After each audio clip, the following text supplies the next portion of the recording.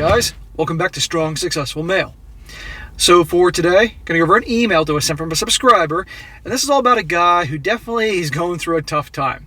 This is about a guy who he experiences what a lot of you guys have probably gone through in some degree in your life.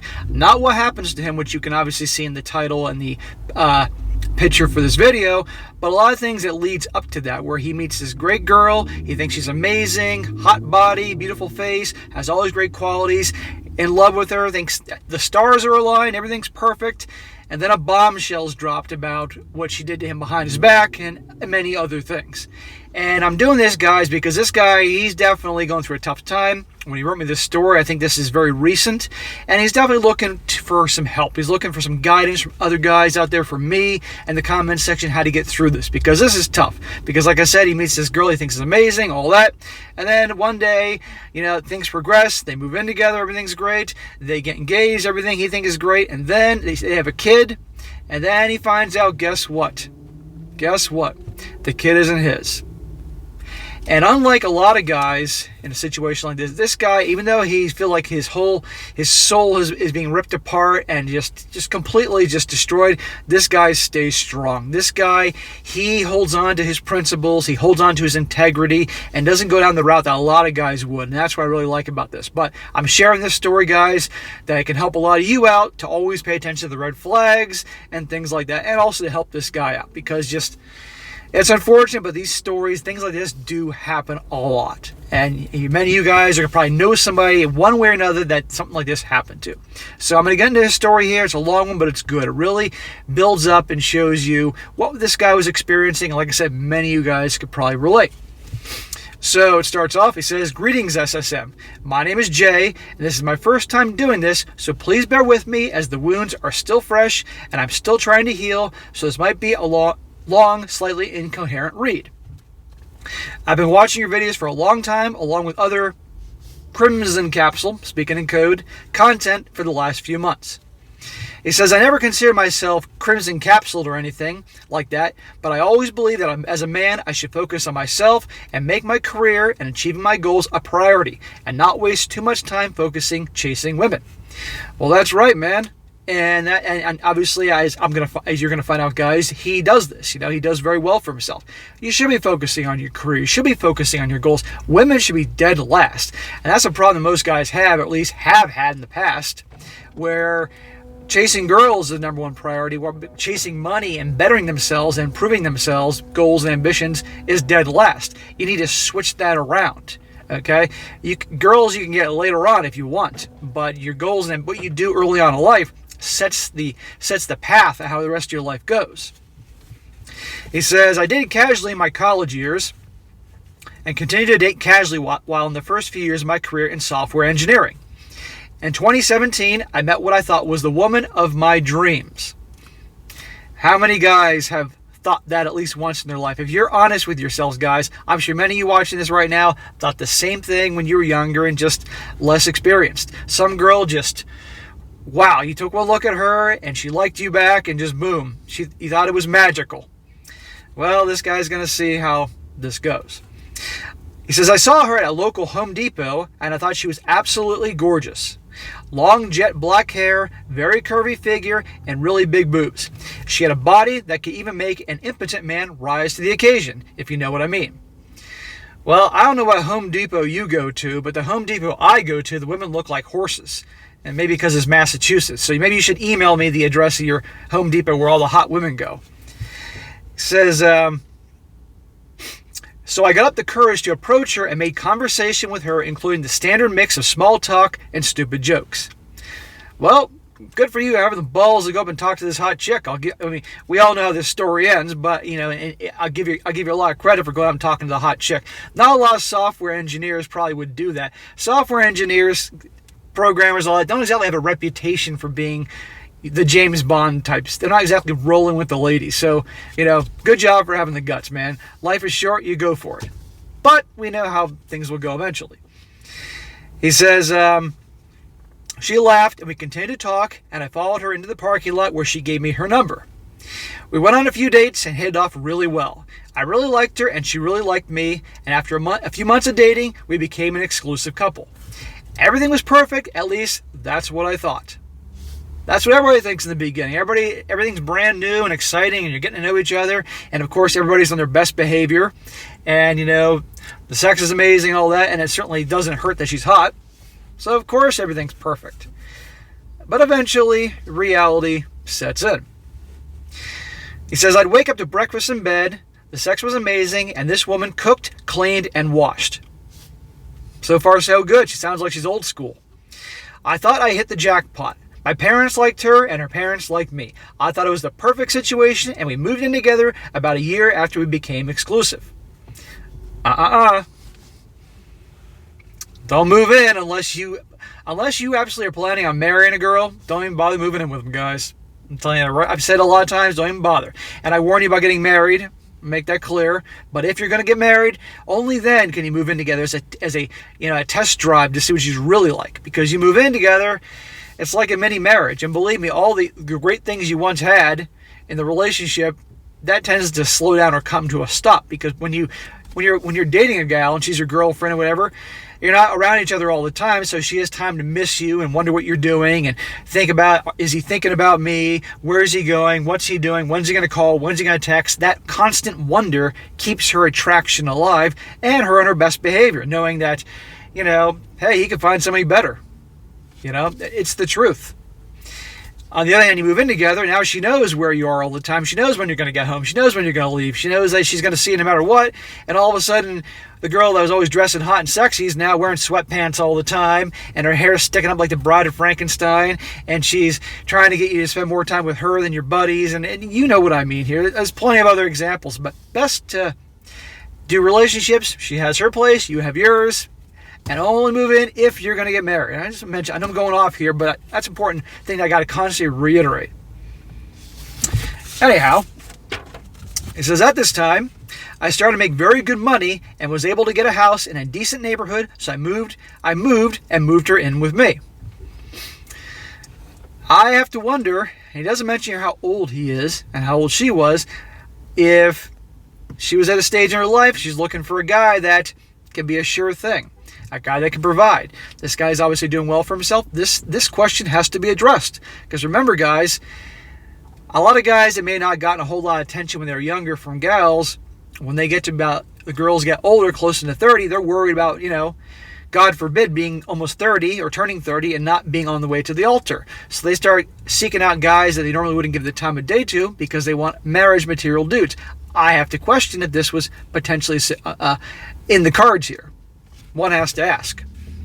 He says, fast forward to 2020, and everything was still going very well. I love this woman. She was like a dream come true to me. She was loving, very caring, and affectionate towards me, and she never gave me any reason to doubt her.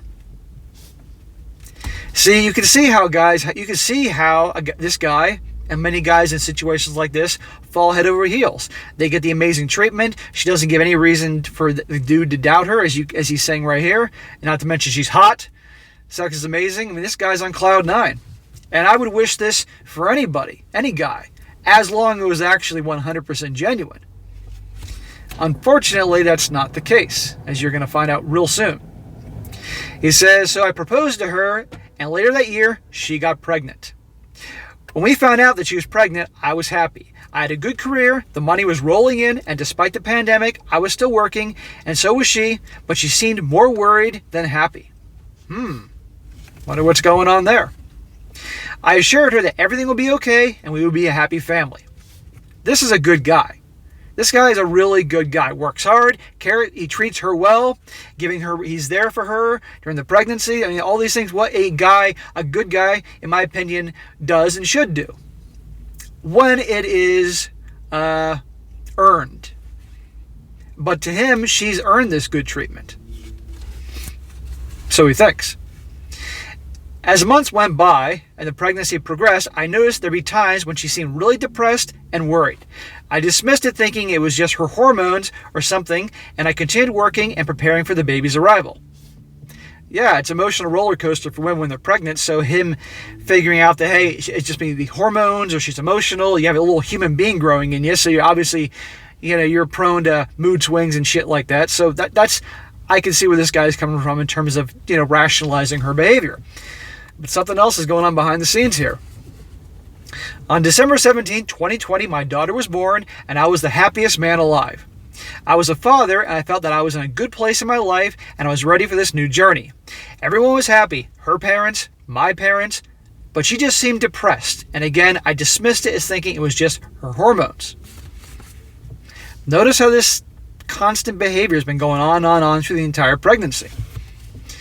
Things were still going well despite the pandemic. My area was still, for the most part, open for business and life was somewhat normal until I got the worst blow of a lifetime. I had taken some time off from work to spend some time with my new family when one day my fiancée was sleeping with the baby, and her phone kept going off with text messages. I tried to ignore it, but the messages kept coming in one after the other. I finally gave in to curiosity and opened her phone. When I opened the conversation, it was a conversation she was having with a good friend of hers. Now listen to this, guys. When I was reading the conversation, my worst fear was realized. When in the conversation, my fiancé had admitted to cheating and wasn't sure if the baby was mine.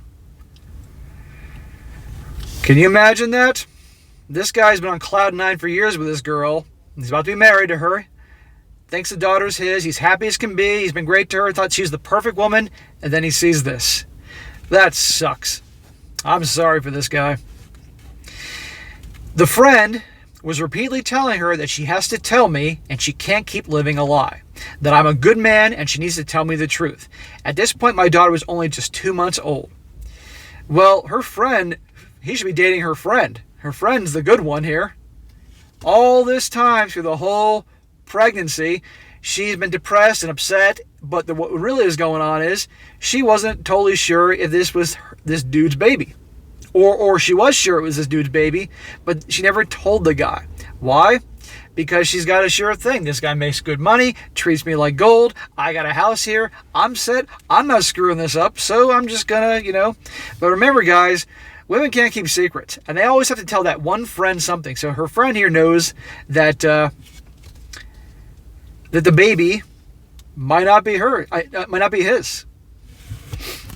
Apparently, she had met up with a guy at a party that she went to with her friends, had gotten drunk, and ended up sleeping with him. How many times do you hear that excuse? The drinking. That is just an excuse. I mean, how many times have you seen girls? I mean, I'm going to a party tomorrow. I'm going to a barbecue, all day thing. Gonna have a good time. There'll be a lot of people there. And I got a friend who's going to be there. It's a girl I've known for a long time. And she's pretty cool, level-headed. But when she gets a few drinks in her, holy shit, she changes. Anyhow, said she'd gotten drunk and sleeping with the guy at the party. All this was in the conversation between her and her friend in a text message. I was so hurt, but I was also enraged, and I left the house. It was literally a pain I could feel in my chest. I called my dad and told him what happened. My dad told me to remain calm, come over to the house so we could talk. When I got there, I was on the verge of tears and then told my parents what I discovered on her phone. My dad called me and said, "Son, don't say anything, just get a paternity test. You don't need her to be there." That's great that your dad and mom and dad are on your side. That's awesome. And don't feel bad for crying about this. Dude, you're a great guy, okay? She's an asshole, all right? For many, many reasons here. But no, don't feel bad, okay? I don't know. You wouldn't be human if you didn't react that way, because that little girl you thought it was your child. You loved her like she was your own. Then you find out that it's a strong possibility it's not your kid, and the gal that you thought was amazing you're going to marry did that to you? No shame. It says, after talking to my parents, I'd calmed down considerably, but I was still really hurting. I decided I wouldn't say anything that I would just take my daughter and have her tested. A few days later, I told her I was taking the baby to see my parents, but what I really did, I took the child to get a DNA test. Very smart, man. That had to have been the longest 2 weeks of my life. The day came where I finally got the results and my fear was confirmed. My little daughter, who I'd grown to love so much, was not mine. That sucks. I'm sorry to hear that, man. Can you imagine that? You thought this was your daughter? You loved that child with everything you had? I mean, for you guys out there that are fathers, imagine that. This poor guy. But this guy's going to handle himself well. He says, that had to have been the longest 2 weeks of my life. I found out blah, blah, blah. I was devastated, but I remained calm. That day, I didn't go straight home. I went to my parents, showed them results, and cried like a little baby. My mother was heartbroken, and my father was angry. He told me that I know you're hurt, but you need to call a lawyer to get your name off the birth certificate so you won't be financially responsible for that child. Man, your dad is a sharp dude. This is awesome. They support you. Good. I'm glad you had that support from your family. I went home that night and I pretended everything was normal. I even hugged my fiancée and kissed her on the cheek and acted like everything was fine. Man, that's some serious poker skills you have there. If you could, after all this shit and what you found out, kept calm, gave her a kiss on the cheek, gave her a hug. But you know what? You had to do that. She's obviously been playing her poker game with you all this time. Now it's time for you to play yours. He says, a week later, when she went back to work, I called into work and asked for a few days off because my boss and coworkers already knew what was going on. Now listen to what he does, guys. Listen to this. I called my friends over and I packed up all her belongings into a truck and drove them along with the baby to her parents' house. When I got to my fiance's parents' house, my friends started unloading her things, and when they came outside, they wanted to know what was going on. So they just showed up with a moving truck, a U-Haul or whatever, and start bringing out all her shit. Parents are like, what's going on? He says, I was holding the baby and I gave her to my fiance's mother and I gave her father a copy of the DNA test. Holy shit. Can you imagine being there and observing this scene? I then told them the engagement is off and I want nothing to do with their daughter and she's not welcome in my home and for them not to tell her not to return there. They were both in shock and looked at me with disbelief. Her father became angry, saying, how could I just kick her out with a newborn baby? That pissed me off so much, but I kept calm and I told them the baby is no longer my responsibility. After exchanging some heated words with her father and her mother calling me evil, my friends had finished unloading all her belongings and we left. He's evil. This isn't his child. He's got proof right there in the DNA test. She lied. She cheated. This guy treated her like gold. Okay, now I can understand to some degree, the knee-jerk reaction from the father because, it's his little girl. Of course, my little girl would never do such a thing. Well, guess what? She did. But still, calling him evil, this is not his child. He's not responsible. Later that day, listen to this. Later that day, my phone was absolutely blowing up with calls, text messages, and voicemails on my fiancée crying and telling me to give her a chance to explain. Explain what? I love you. I love you. I was drunk. It was just that one time. No, I didn't answer. She called me almost 100 times before she gave up and never returned to my house. 100 times. That's a lot of freaking calls and messages. I can imagine her on the other end. A lot of guys would end up picking up the phone and they'd listen to her story and listen to her cry and they'd be like, okay. A lot of guys would do that and would raise this child as their, even though it wasn't with proof, it isn't their child. This guy didn't. This guy did what a lot of guys would not do. He stuck to his integrity.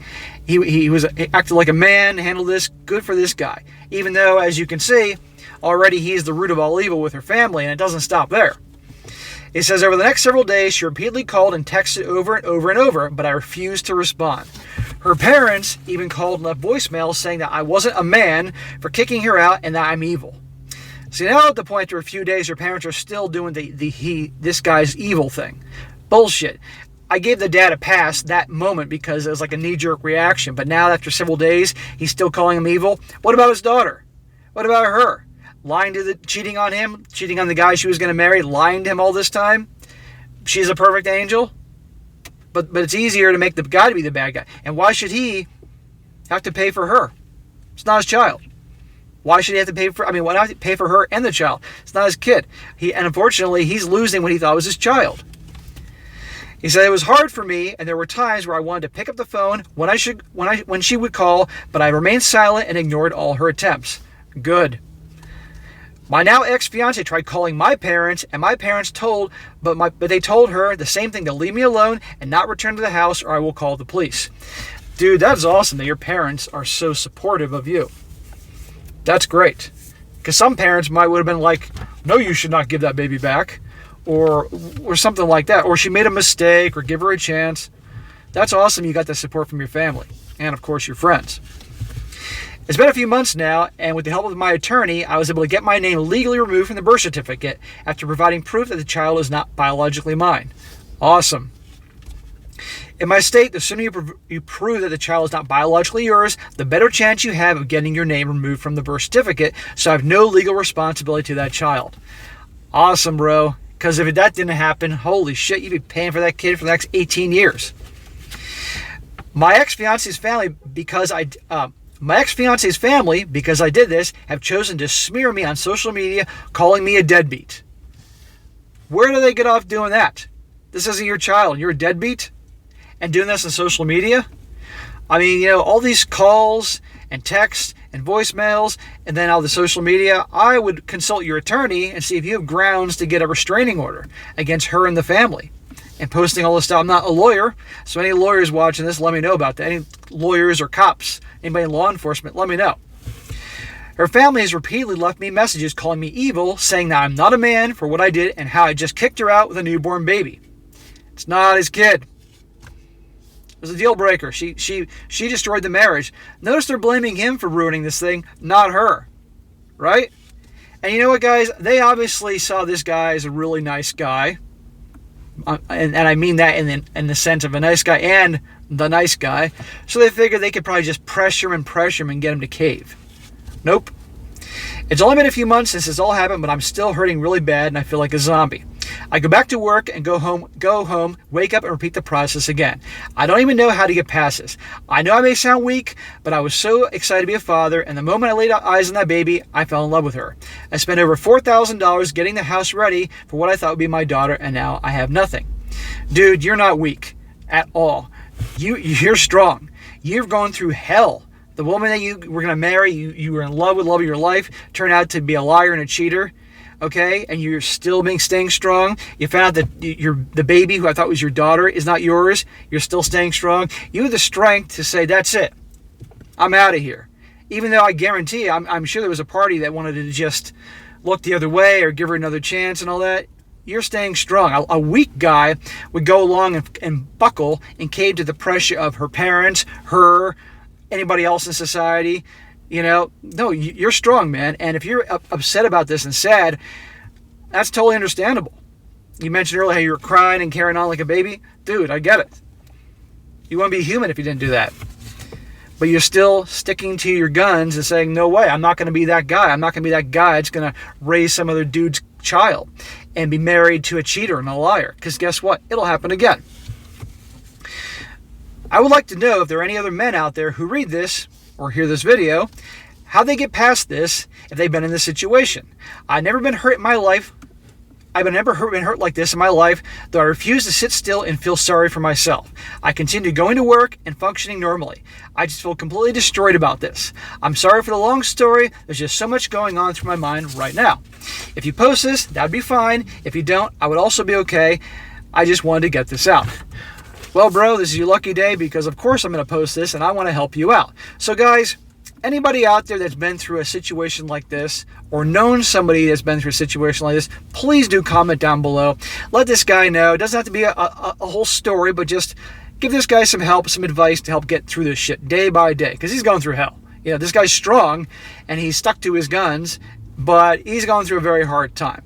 Anybody that's been through this, please comment below. But I will say this to the guy, bro, like I said before, you're not weak. You're strong. Okay, you're doing a lot of guys wouldn't, because most guys out there, I'm preaching to the choir here, you guys know how they would handle it, But what I would recommend you do is take it day by day, hour by hour if you have to get through it. And in time, it will get better. Do I know what this is like? No. Okay? I know what it's like to have your heart broken. Okay? I know what that's like. And I do know it does get better. But you got to keep grinding as you're doing. You're doing a great job getting up, going to work, doing your thing. You're not laying around the house, moaning, groaning, and being depressed all the time. And even if you were depressed all the time, that's all right. But you got to get up every day, take care of business, and so forth, okay? I always recommend this many of you guys that watch my videos pretty regularly, is that if you're not into exercise or working out, I would recommend joining a gym or buying a bicycle or something and getting out there 3, 4, maybe 5 days a week doing some exercise. You will feel better. Mark my words. Even if you get a cheap membership at a gym like Planet Fitness or one of those clubs that are $10, $20 a month, they're nearby, go there for 30, 40 minutes a day. Just do 20 minutes of cardio, 20 minutes of some lifting. Believe me, all this, you'll feel better doing it. Mark my words. And what I want you to do, man, is just, like I said, hour by hour if you got to do it. Just get through the day. Start hanging out with your friends. Start hanging out with your family. They will be your support network to help you get through this, okay? And you will notice it will get better and better as time goes on. But I would suggest, like I talked to your lawyer, but if she and her family doesn't cut this bullshit out right now with the constant calls and harassment, I would find out if you can get a restraining order against her or something to get them to leave you the hell alone. Because how the hell are you going to move on when you're constantly being harassed? And at this point, it is harassment from her family, not just in terms of voicemails and texts, but also on social media, tarnishing your good name because you're a good guy. Don't tolerate this horse shit. So find out if you can from your lawyer. And of course, in the comment section, and you guys are lawyers or cops, let this guy know. So, but bro, you held strong. You've gone through hell. You will get through this. And my advice going in the future is, because you're obviously a relationship type of guy, my opinion on marriage. I don't need to lay that out anymore, and you unfortunately learned the hard way. But you can always pay attention to the red flags, and you need a long screening process. But this guy, he was obviously with her for a little while, but still, look what happened. Everything was great. This goes to show you guys, you just never know. And in this world, the sense of entitlement, the narcissism, the just not giving a shit, that's today's world. So you guys, stay strong. And this guy, I want you to stay strong. You're going to be fine. I promise you. So, all right, guys, that is it for today. Be sure to comment down below. Let me know what you think about this. Again, give this guy a shout out. We're brothers here. We want to help this guy out. So, and be sure to like the video, share with your friends, and subscribe. And I'll catch you next time.